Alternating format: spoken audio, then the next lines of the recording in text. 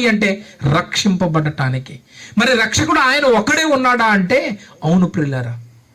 మనం ఆలోచించవలసిన అవసరత చాలా ఉంది. యేసుని ఎందుకు నమ్మాలి అంటే మన ఆత్మలను రక్షించుటకు రక్షకుడు ఆయనే. ఈ భూమి మీద వచ్చి మనుషుల పాపముల కొరకు ఆయన చనిపోయి సమాధి చేయబడి 3వ దినమున లేపబడినటువంటి మహానుభావుడు. ఆయన చెప్పిన మాట ఏంటి తెలుసా? నన్ను నమ్మువాడు చనిపోయినను కూడా బ్రతుకును అన్నాడు. నమ్మువాడు.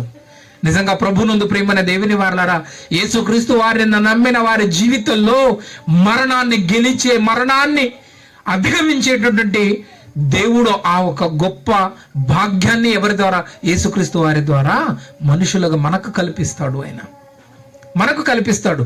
మనము ధనవంతులుగా, దరిద్రులుగా, మనం పేదవాళ్ళగా, ఉన్నవాళ్ళగా, ఏ స్థితిలో ఉన్నా మనం చనిపోతాం ప్రభునందు ప్రియమైన దేవుని వారు. కానీ చనిపోవడానికి ముందు మన కారణ జన్మ, మనకున్న జన్మ యొక్క కారణాన్ని తెలుసుకుని యేసుక్రీస్తు వారు చెప్పిన మాటలను బట్టి దేవుడి యందు మనము నమ్మకం ఉంచి ఒకవేళ ఆయనను నమ్ముకుని బ్రతకగలిగితే మనము బ్రతుకుతాం ప్రియులారా. మన ఆత్మ రక్షింపబడుతుంది. అందుకే అన్నాడు కదా యేసుక్రీస్తు వారు, ఏమన్నాడు? ఆత్మయే జీవింప చేయును, శరీరము కేవలము నిష్ప్రయోజనం అన్నాడు. అంతేకాకుండా యాకోబు పత్రిక 1వ అధ్యాయము